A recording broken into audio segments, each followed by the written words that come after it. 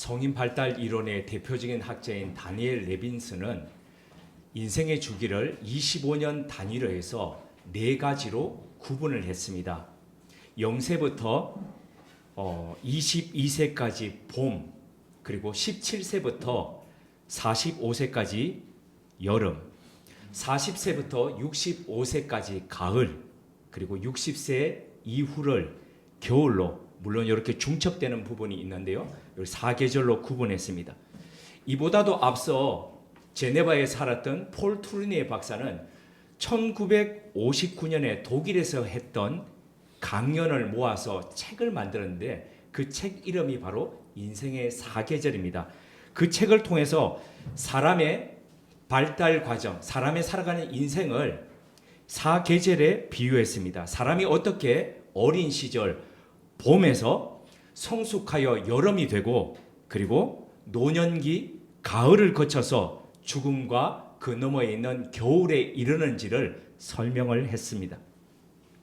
다니엘 레빈설이나 폴 투르네 박사의 이러한 인생을 나누는 4계절로 나누는 부분은 공통점이 있습니다.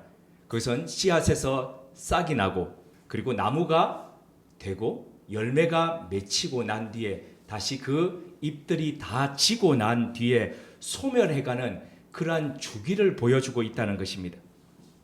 인생을 이렇게 계절로 표시한 사람들은 그 계절의 특징을 이해하고 해당 계절을 힘을 다해서 살게 합니다. 각 계절에는 각 계절에 맞는 주어진 미션들이 있다는 겁니다. 근데 그 미션을 수행하는 데 있어서는 여러 가지 변수들이 많은데 그 변수들을 대응하면서 사람은 성장하고, 그리고 그 성장을 통해서 다음의 계절을 준비하게 된다는 거죠. 그래서 그 계절을 충실하게 살아가는 것이 바로 그 다음 계절을 잘 맞이하도록 준비하는 삶이 된다는 겁니다. 사람이 4계절을 겪듯이 교회 역시도 마찬가지입니다. 형성기, 혼란기, 전성기를 거쳐서 교회는 쇠퇴기에 이릅니다. 단 사람과의 차이가 있다면 한 사람은 하나의 주기를 거쳐서 이 세상의 인생을 끝나지만 교회는 이러한 주기를 다시 반복해서 지난 2000년 동안 2번의 주기를 겪고 있다는 겁니다. 첫 번째의 주기가 마지막 끝인 쇠퇴기에 교회는 중세 교회의 타락한 모습을 보였는데 그 타락한 모습 속에서 갱신을 하면서 종교개혁을 통해서 새로운 형성기로 나아갔다는 겁니다. 4계절에 대한 이런 이해를 바탕으로 문제를 하나 드리겠습니다. 4계절 중에서 가장 변화가 많은 계절은 봄, 여름, 가을, 겨울 중에서 어디일까요? 네, 맞습니다. 봄입니다. 봄. 봄은 겉으로 보이는 것도 엄청난 변화를 겪습니다. 메마른 가지에서 잎이 나서 풍성하게 되고 아무것도 없을 것 같은 그 가지에서 꽃이 핍니다. 뿐만 아니라 지난주에 겪으셨듯이 비가 내리는데 그 맑은 봄 하늘에 갑자기 비가 막 여름비처럼 쏟아집니다. 따뜻했던 봄이 차가워집니다. 그러더니 또 햇볕이 나니까 따뜻해집니다. 이런 변화 많은 날씨 속에서 어떻게 옷을 입어야 되고 어떻게 해야 될지 종잡을 수가 없습니다. 이게 바로 봄입니다. 봄을 영어로 스프링이라고 하지요. 스프링이 샘도 되지만은 툭 튀어나오는 게 스프링 아닙니까? 갑자기 없던 싹들이 툭 튀어나오고 잠자던 개구리들이 툭 튀어나오듯이 사람의 마음도 이 계절에 따라서 툭 튀어나온다는 겁니다. 초기 교회도 예외가 아니었습니다. 형성기인 이 봄의 계절을 살아가면서 믿는 사람들이 어마어마하게 많아졌습니다. 제가 이 말씀을 준비하고 오늘 새벽에 선잠 속에서 새벽에 꿈을 꿨는데 갑자기 우리 교회 예배당 안이 꽉 차가지고 제가 들어와서 얼마나 놀랐는지 모릅니다. 그런데 아침에 오니까 현실이 느껴지더라고요. 사람들이 늘어가면서 문제들도 덩달아 이 교회에 늘어갔습니다. 안에서의 문제, 바깥의 핍박, 어려움들이 스프링처럼 툭툭 튀어져 나왔습니다. 문제 없는 교회 없다고 하지만 계속해서 문제가 일면 이게 문제일까요? 아니요, 그렇지 않습니다. 문제를 어떻게 해결하느냐, 그게 바로 문제가 될 수도 있고 그 문제를 통해서 득이 될 수도 있다는 거죠. 오늘 본문인 사도행전 6장엔 지난 5장에서 있었던 아나니아와 삽비라의 문제를 해결하고 그 다음에 새로운 문제가 교회 안에서 또 발생이 됩니다. 초기 교회가 어떻게 이 문제를 해결했는지, 그리고 이 문제를 해결하는 이 초기 교회의 모습이 우리에게는 어떤 의미로 다가오는지를 새겨보도록 하겠습니다. 초기 교회가 지난 2000년 동안 교회들의 모본이 되고 그리고 길잡이가 되었던 것은 사도행전 2장과 4장에서 나와 있는 나누고 공유하는 바로 그 가족 같은 공동체의 모습 때문입니다. 이 삶을 어떤 학자들은 예수 그리스도가 그 재림이 임박했기 때문이라고 그렇게 해석하고 있지만은 사실은 그것 때문만은 아닙니다. 그리고 또 어떤 사람들은 이것이 바로 원시 공산 체제의 모습을 보여준다라고 하지만 그것도 아닙니다. 구원을 받고 성령님을 체험하다 보니까 옆에 있는 사람들이 다 형제 자매처럼 그렇게 느껴진 겁니다. 그러니까 가족이 된 거죠. 가족이 한번 생각해 보십시오. 나의 피부치가 밥을 못 먹고 있는데 내 집에 있는 것들을 가지고 싸서 가지 않겠습니까? 내 피부치가 집이 없어서 길바닥에 나앉았는데 그 데려와서 우리 집에 같이 살지 않겠습니까? 이처럼 그들은 한 가족이 되어서 서로 나누고 공유하면서 모자람 없이 가난한 이도 없이 바로 그런 유토피아를 살았다는 겁니다. 그런데 얼마 있지 않아서 문제의 원인이 생기기 시작했습니다. 사람들이 이 교회에 대해서 칭찬하고 그 칭찬하다 보니까 사람들이 모여듭니다. 사람들이 모여들다 보니까 기존의 가족처럼 여겼던 그 사람들의 수가 2배, 3배, 10배, 100배 점점점 불어납니다. 그러니까 나누는 이 삶도 뻑뻑해집니다. 왜? 자원이 한정되다 보니까요.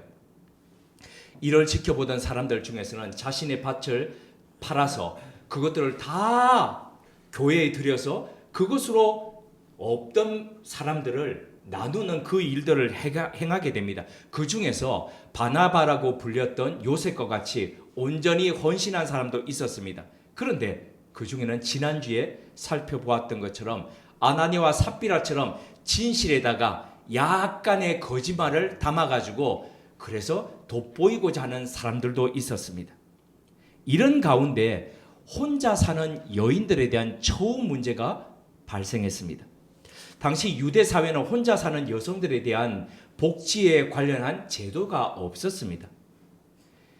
국가 차원의 제도 말이죠. 그런데 유대 율법은 이렇게 혼자가 된 여인에 대해서 그 친지나 가족들이 보살펴라라고 그렇게 명령하고 있습니다.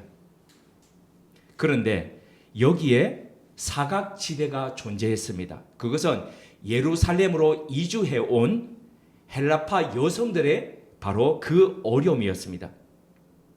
2000년 전 유대인들은 유대 땅을 떠나서 헬라 말을 사용하는 지역으로, 그러니까 지금의 그리스 지역과 소아시아 지역인 튀르키예, 터키 지역으로 이주해서 살고 있었습니다. 일명 유태인 디아스포라였습니다.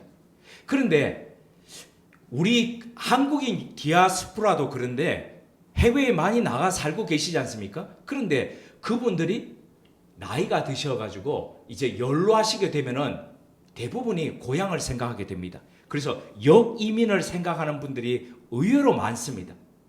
그런데 마찬가지로 이 유대인들도 그랬다는 겁니다. 그들 중에는 특별히 성지라고 이름했던 이 예루살렘 주변으로 이주해와서 역이민을 해와서 그곳에서 틀을 잡고 살다가 예루살렘 주변에 묻히는 것이 바로 그들의 소원이었습니다. 그래서 현지의 예루살렘의 성지순례를 가다 보면 예루살렘 성 바깥에 기도원 골짜기가 있죠. 그리고 그 오른쪽으로 바로 올리브산이라고 하는 겟세마네 동산이 있지 않습니까? 근데 그곳에 옛날부터 지금까지 존재해오던 수많은 무덤들이 있습니다. 심지어 그 무덤들 중에는 우리가 아는 사람의 무덤도 있습니다. 압살롬. 네. 그래서 수많은 그 무덤들 중에 그들도 묻혀가지고 그 성지에 바로 곁에서 그렇게 잠들기를 원했다는 거죠. 그런데 이렇게 부부가 같이 살다가 이주해서 살다가 남편이 먼저 떠난 이후에 문제가 발생했습니다. 남편 따라 이국 같은 이 이스라엘 땅에 이주를 해왔는데 혼자 되었습니다. 근데 주변에 가족도 친지도 없습니다. 이런 헬라파 여성들의 생계가 막막했다는 겁니다. 어디 기댈 가족 친지가 없으니까요. 특히 그들의 사용하던 일상 언어는 그 당시 예수님 당시에 사용하던 아람어가 아니었습니다. 이스라엘 사람들은 히브리어를 사용했을 거라고 생각하는데 히브리어가 그 당시에 자음만으로 구성이 되어 있었기 때문에 그들은 히브리어를 발음할 줄 몰랐습니다. 그래서 아람어, 그러니까 옛날 그 히브리어와 그 아수르 제국이 쳐들어왔을 때에 그들의 언어가 함께 섞여서 만들어졌던 아람어를 사용했습니다. 예수님도 아람어 사용하셨습니다. 그래서 예수님이 달리타쿰이라고 말씀하셨던 건 히브리어가 아니라 아람어였습니다. 엘렐리 라마 사박다니라고 아람어로 얘기하시니까 그 밑에 있었던 군인들이 지키다가 뭐라고 이야기했습니까? 못 알아듣고 엘리 그러니까 제가 엘리야 부르는구나 이렇게 이야기할 정도로 몰랐다는 거죠. 그러니까 이 헬라파 여성들은 그리스 말을 헬라어를 사용했지 아람어를 몰랐기 때문에 사람들하고 소통도 잘 되지 않았다는 겁니다. 그래서 유대 사회 속에서 어디 하소연할 때도 없는 그런 어려움 가운데 있었다는 겁니다. 이런 속에서 예루살렘 교회에서 어려운 사람들을 향해서 매일매일 여기 우리 성경에 보면 매일매일의 구제를 했죠. 매일매일 음식을 나누는 것을 했습니다. 오늘날 노숙자들을 불러놓고 식사 대접하던 것처럼 그렇게 했다는 거죠. 근데 여기에 문제가 생겼습니다. 사도행전 6장 1절을 보니까 교회가 행하던 매일의 구제에서 헬라에서 온 여인들이 제외가 되었습니다. 자원이나 예산이 부족해서 못 받았다 그러면 이해가 되죠. 왜? 나도 못 받았는데 남도 못 받고 다 못 받았다 그러면 이해가 됩니다. 그런데 주위를 돌아보니까 유대에 살고 있던 유대 출신의 홀로 된 여성들은 다 혜택을 받더라는 겁니다. 그러니까 이 사람들은 이거 차별이네. 우리가 해외에서 왔다고 우리는 그냥 소외시켜버리네. 이렇게 생각해서 히브리파 사람들을 원망했다는 겁니다. 여기서 원망하다라고 번역되어 있는 이 그리스 단어, 헬라어 단어 공기스모스는 큰 소리로 불평하는 것이 아니라, 그래서 큰 소리로 이야기해서 남들이 알아듣도록 그렇게 하는 것이 아니라 작은 소리로 웅을웅을 앞에 있는 사람들만 알아들을 수 있을 정도로 소리 얘기하는 것, 그게 바로 이 단어입니다. 그러니까 우리말에 수군거림에 가까운 단어인 거죠.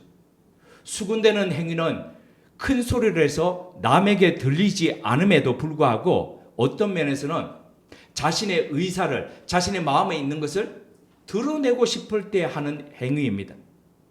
어떤 면에서 힘이 없는 사람들이 영향력이 없으니 크게 말하지 못하고 그냥 작게 그냥 말하는 것이죠.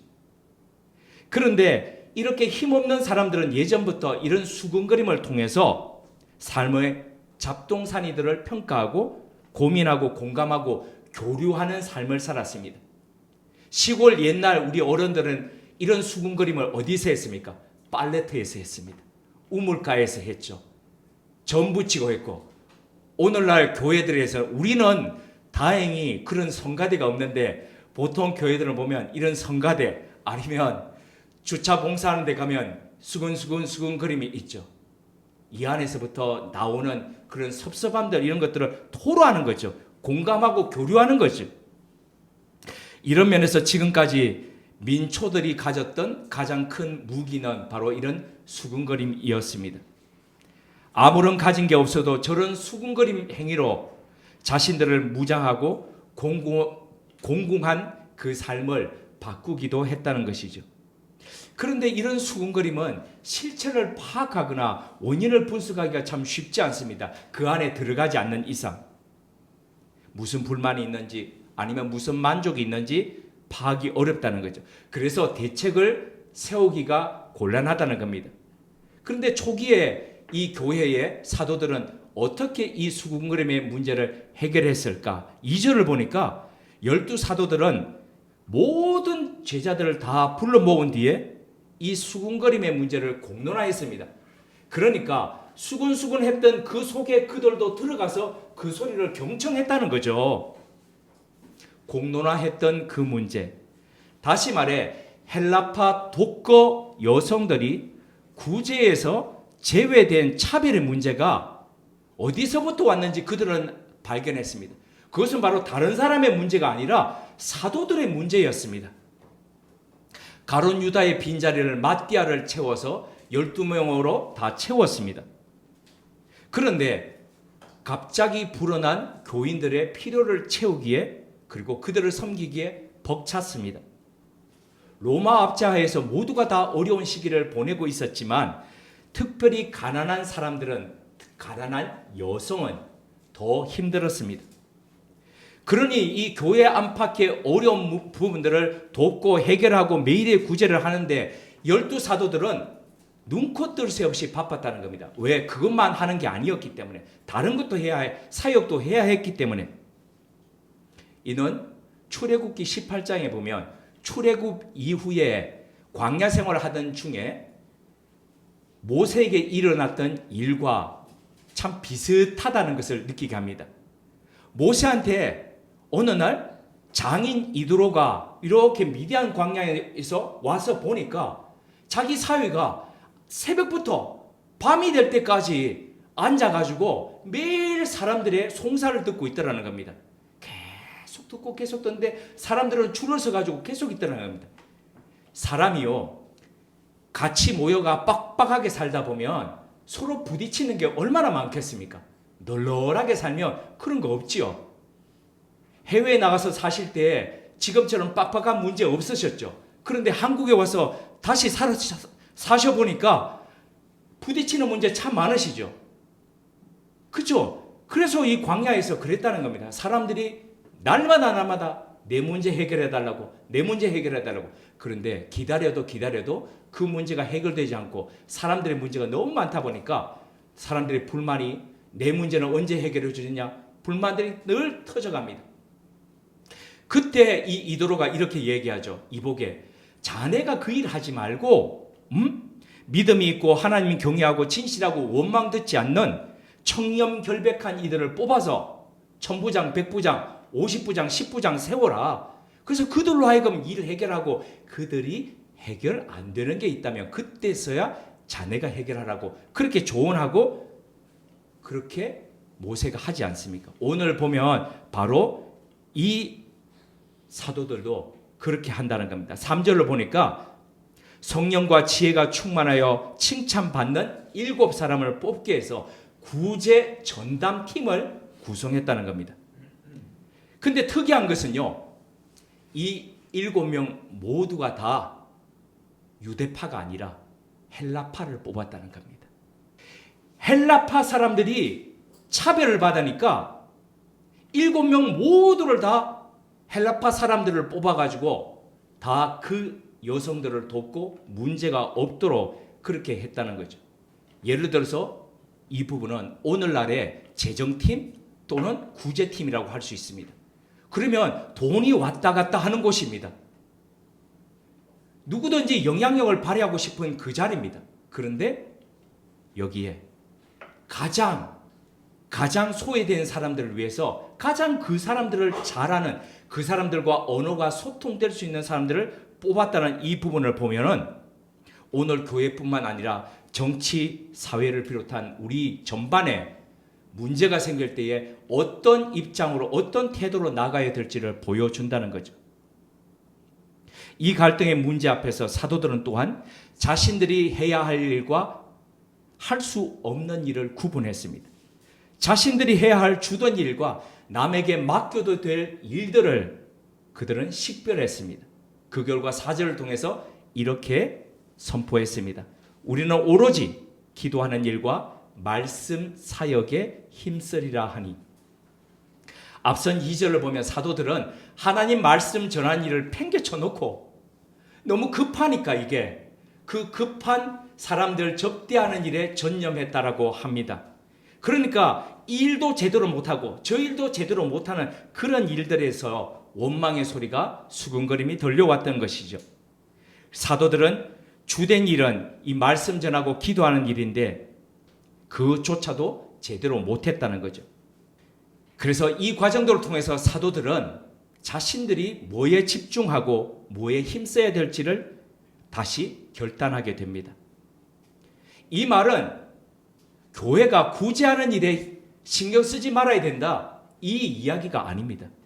가난한 일을 섬기고 사회의 어두운 부분을 밝히고 그리고 그분들의 눈물을 닦아주는 일은 예나 지금이나 교회가 당연히 해야 될 일입니다. 땅에는 언제든지 가난한 자가 그치지 아니하겠으므로 내가 내게 명하여 이르노니 너는 반드시 내 경내 내 형제의 곤란한 자와 궁핍한 자에게 내 손을 펼지니라. 신명기 15장 11절의 말씀입니다. 이 말씀처럼 교회는 당연히 가난한 이와 함께 해야 합니다. 그러나 그럼에도 불구하고 교회가 무엇에 보다 더 집중해야 될지, 교회의 본질이 뭐인지를 놓치지 않아야 한다는 말씀이죠. 선교에 있어서 보통 내 건음 캐치프레이즈가 이런 겁니다. 빵과 함께 복음을. 이 빵으로 대표되는 사람들의 필요를 채워준과 동시에 더 본질적인 영혼의 양식인 복음을 전해야 된다는 바로 그 말씀이죠. 흔히들 테레사 수녀가 구제 사업에만 집중한 걸로 그렇게 알고 있죠. 하지만 이 테레사 수녀를 취재했던 다큐멘터리 영화들을 보면요, 그 영화의 한 부분에 그녀가 정말 뭐에 집중했는지를 보여주는 대목이 있습니다. 한 기자가 테레사 수녀와 함께 버려진 아기들, 어린 아이들, 그리고 고아들, 죽어가고 있는 사람들을 위한 집이 있는 그 거리를 쭉 골목길을 걸어가는 장면이 나옵니다. 그때 기자가 이 일은 어떻게 했고 저 일은 어떻게 된 일이냐고 끊임없이 묻습니다. 그 질문을 듣던 테레사 수녀가 잠시 걸음을 멈추고 그 기자에게 이렇게 되물었습니다. 당신은 왜 내 일에 대해서만 묻고 내게 그 일을 시키신, 부탁하신 그분에 대해서는 왜 단 한 번도 묻지 않습니까? 뭐에 그녀가 집중했는지를 알 수 있겠죠. 교회 내에 일어난 이러한 갈등과 원망의 문제들을 해결해 갔던 초기 교회의 모습을 보면서 우리는 다음에 세 가지를 우리 마음에 담아봅니다. 첫째, 우리 중에 또는 우리 주변에 차별받고 소외받고 있는 사람은 누구인지를 돌아봐야 합니다. 그것이 바로 우리가 진정 중요하게 생각하는 복음을 나누는 첫 걸음입니다. 이번 학기에 제가 학교에서 6개 반을 맡고 있습니다. 본의 아니게 그렇게 보통은 4개 반이 맥시멈인데 다른 분이 못하게 된 것을 같이 맡아서 6개 반을 좀 버겁지만 맡고 있습니다. 근데 그 중에 하나가 외국인으로만 40명이 구성되어 있는 반입니다. 언어와 문화와 그리고 생각, 모든 것들이 다 경험들, 모든 것들이 다 다릅니다. 베트남에서 오는 학생들, 중국에서 오는 학생들, 심지어 우즈베키스탄에서 온 학생도 있습니다. 그 친구들과 수업 전 그리고 수업 중 또는 수업 후에 이야기를 나누면서 어떻게 하든지 따뜻함으로, 배려함으로 그 친구들에게 다 크리스찬이 없으니까, 기존에 다 다른 종교들을 가지고 있으니까, 문을 이렇게 닫은 상태로 할 수 없이 들어오는 친구들이니까 될 수 있는 대로 따뜻함으로 그 친구들에게 다가가려고 그럽니다. 그게 바로 그리스도의 복음이 그 따뜻함 속에 묻어나기를 원하기 때문에요. 근데 지난 주 중에 수업 시간에 참 감사한 일이 있었습니다.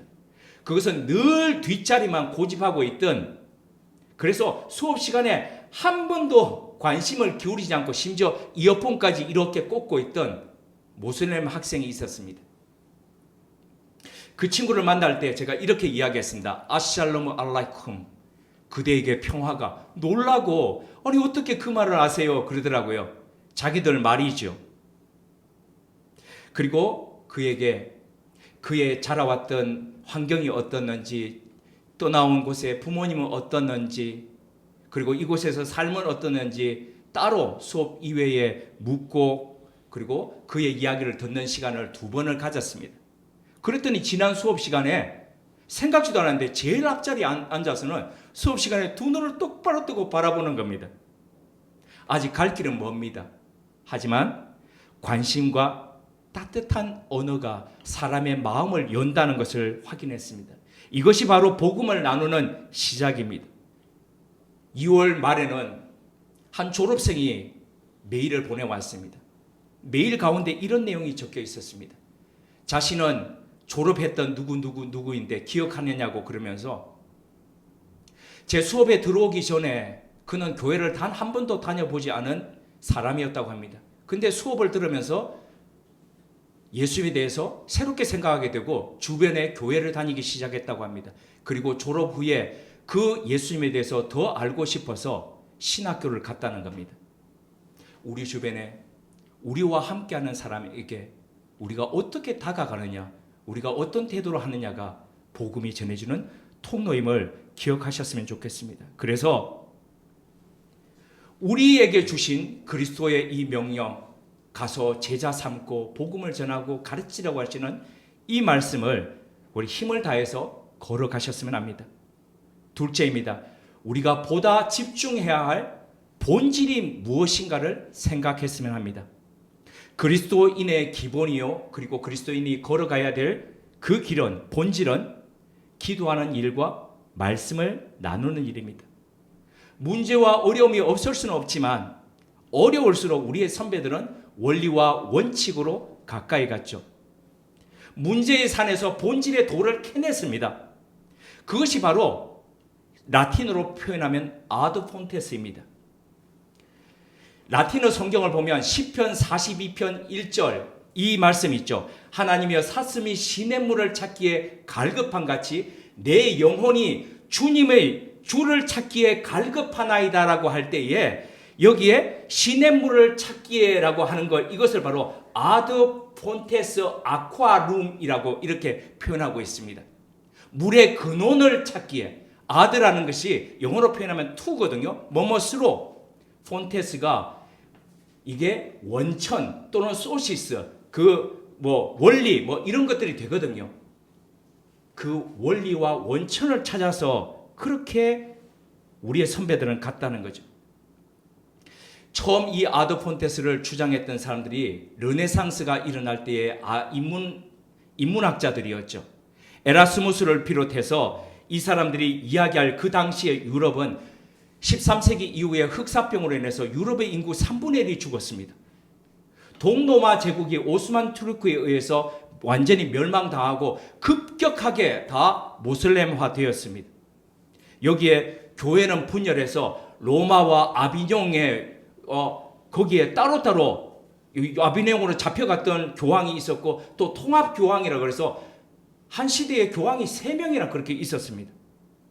서구 문명의 총체적인 기독교 문명의 위기였습니다. 이런 새로운 이 혼란한 시대에 우리의 신앙의 선배들은 새로운 시대가 도래하기 위해서 우리가 어떻게 해야 될까? 원리와 원천으로 돌아가자. 아드 폰테스라고 이야기를 했습니다.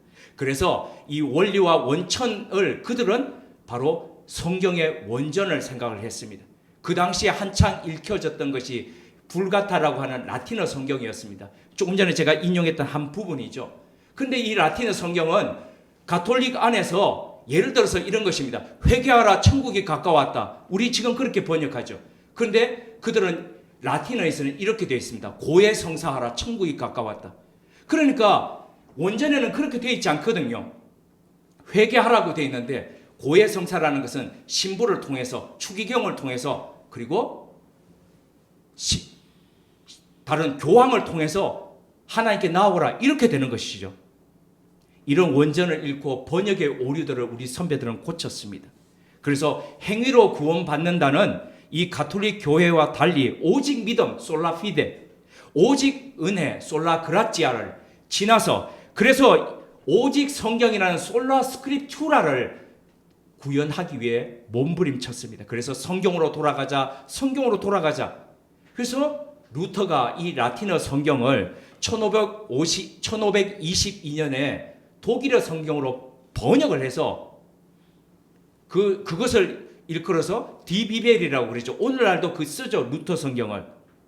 그 당시에 마침 구텐베르크의 이 금속 활자가 발명이 되어 가지고 완전히 찍어서 전 유럽으로 다 돌렸지 않습니까? 이게 바로 새로운 종교 교육이 확산되게 되는, 성공하게 되는 그 배경이 되었던 거죠. 구한말 혼란한 시기에 우리에게 복음을 전해줬던 선교사들과 우리의 선배들은 가장 애썼던 것이 바로 우리말로 된 성경을 번역하는 일이었습니다. 조선의 복음을 전하기 위해서 가장 역점을 두었던 것이 바로 조선말로 된, 한글로 된 성경을 편찬하는 일이었습니다. 그리고 교회는 방방 곳곳에 있는 교회들은 그 성경을 가지고 사경회를 열고 성경 공부를 통해서 짧은 시간 내에 조선을 복음화를 이루는 곳에 혁혁하게 공헌했습니다. 그런데 이렇게 복음을 받은 이 땅의 그리스도인들이 성경을 갖고 있지만 신기하게도 성경을 읽지 않습니다. 기도는 영혼의 호흡이라고 하는데 기도하지 않고 있습니다. 그러니 어떤 면에서 무호흡으로 그냥 그렇게 살아가는 겁니다. 그러므로 무호흡으로 살아가는 영혼이 어떻게 건강할 수 있겠습니까? 적어도 우리 나이만큼의 횟수만큼 우리가 성경을 통독해야 되지 않겠습니까? 바쁜 일상을 살지만 그래도 하루에 한 번은 하나님과 진솔한 대화를 나눠야 하지 않겠습니까? 세 번째입니다. 제자와 복종의 문제입니다. 흥미로운 것은 사도행전의 저자인 누가는 사도들의 이 결정과 실행으로 어떤 결과가 일어났는지를 사도행전 6장 7절을 통해서 이렇게 밝힙니다. 하나님의 말씀이 점점 왕성하여 예루살렘에 있는 제자의 수가 더 심히 많아지고 허다한 제사장의 무리도 이 도에 복종하니라. 제자란 말이요, 사도행전에 여기에 처음 등장합니다. 그 이전까지는 사람들을 믿는 사람들을 가리킬 때 신자 혹은 믿는 자라는 말을 썼는데 여기서 이름이 제자로 그렇게 등장합니다. 어떤 의미일까요? 우리가 처음 예수님을 믿으면 신자가 됩니다. 말 그대로 믿는 사람입니다. 그러나 점점 자라면 제자가 됩니다. 물론 시간만 지나서 제자가 되는 것은 아닙니다. 제자란 말은 마세테스, 배우다라는 뜻입니다. 만다노라는 말에서 왔는데 배우는 게 흉내 내는 거죠. 우리 여기에 악기 하시는 분들은 대부분 다 그냥 가르쳐가지고 배우는 것이 아니라 선생님에게 도제 수업을 받습니다. 그래서 선생님이 하는 흉내를 그대로 냅니다. 오늘 올 줄 알았는데 제가 착각했던 우리 그 대학생 자매 있죠. 연주할 때 가만히 한번 보십시오. 옆에 자기 선생하고 활 쓰는 게 얼마나 똑같이 닮았는지, 움직이는 몸 흔들림이 얼마나 비슷한지 한번 보십시오. 똑같이 선생과 더불어서 선생을 따라하고 흉내내는 것, 바로 그게 마세테스, 제자입니다. 요한복음 13장 14절을 통해서 예수님께서 당신을 따르는 제자가 어떻게 해야 될지를 이렇게 밝히셨습니다. 내가 주와 선생이 되어 너희 발을 씻겼으니 너희도 서로 발을 씻기는 것이 옳으니라. 주님이 모범을 보이신 대로 우리도 살아가고 실행해야 합니다. 주님께서 가르치신 그 도를 우리는 알 뿐만 아니라 우리 삶에서도 그대로 나타날 수 있도록 뜻대로 행해야 하는 것이죠. 놀라운 것은 이런 하나님의 말씀이 점점 왕성하게 되자 이런 마세테스 제자들이, 믿는 사람뿐만 아니라 제자들이 예루살렘 교회에 넘쳐났다는 것입니다. 이 경이롭고 복된 결과가 2000년 전 그 예루살렘 교회뿐만 아니라 바로 이곳에도, 우리의 가정에도, 우리가 살아가고 있는 우리의 일터에서도 우리를 통해서, 주님의 도를 따는 마세테스 된 우리를 통해서 재현되고 일어나기를 주님의 이름으로 기원드립니다. 함께 기도하시겠습니다. 하나님, 우리에게 지혜를 주셔서 우리가 집중해야 할 일과 하지 않아도 될 일을 분별할 수 있도록 이끌어 주옵소서. 문제가 생길 때마다 그 문제의 산에서 우리에게 허락하신 본질의 도를 채굴하는 기쁨을 누리게 하옵소서. 우리에게 듣는 길을 허락하셔서 주변에 소외받고 아파하는 이들의 원망의 소리를 들을 수 있게 하셔서 따뜻한 마음으로 다가갈 수 있게 하옵소서. 우리의 주님이시요 스승이 되시는 주님의 가르침의 도를 이해할 뿐 아니라 그 모습을 따라 사는 마세테스 제자 되게 하옵소서. 이런 우리 삶을 통해 하나님의 말씀이 더 왕성하여 믿고 제자 되는 사람들이 일어나게 하옵소서. 예수님의 이름으로 기도드립니다. 아멘.